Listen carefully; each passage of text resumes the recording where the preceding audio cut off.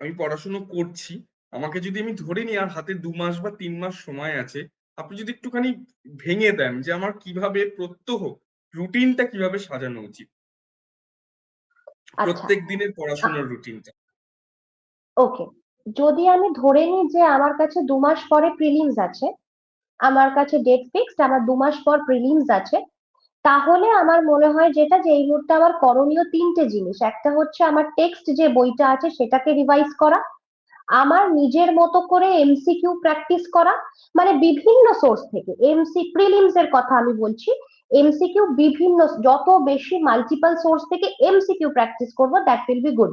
কিন্তু থিওরি নয়, theory stick to একটা কি ম্যাক্সিমাম দুটো সোর্স, তবে সবসময় প্রেফারেবলি একটা সোর্সের থেকে টেক্সট যে সোর্সটা সেটা একটা থাকাই বেটার।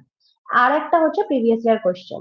তাহলে আমি মানে রুটিন তো সবার আলাদা আলাদা সাবজেক্টিভ হয়, তো আমি যদি পার ডে তে এরকম করে ভাগ করতে পারি যে আমি একটা করে টেক্সট পড়বো, মানে প্রিলিমস এর ক্ষেত্রে যেহেতু আমার 25-25 করে, বাট এনিওয়ে মানে আমি দুটো সাবজেক্ট পড়বো, সেই দুটো সাবজেক্টের এমসিকিউ প্র্যাকটিস করব, আর হয়তো আমি একটু ম্যাথ প্র্যাকটিস করলাম।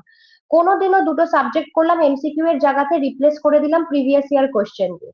কারণ প্রিভিয়াস ইয়ার কিন্তু প্রিলিমস এর ক্ষেত্রে ভীষণ ইম্পর্টেন্ট, মেন্স এর ক্ষেত্রেও। কিন্তু যেহেতু আমি ধরে নিচ্ছি আমার 2 মাস টাইম আছে, প্রিভিয়াস ইয়ার যেন আমার ভেরি মাচ লাস্ট 10 থেকে 12 বছরের যে কোয়েশ্চেন সেট প্রিলিমস এর, সেটা যেন আমার ভীষণ ভাবে নখদর্পণে থাকে।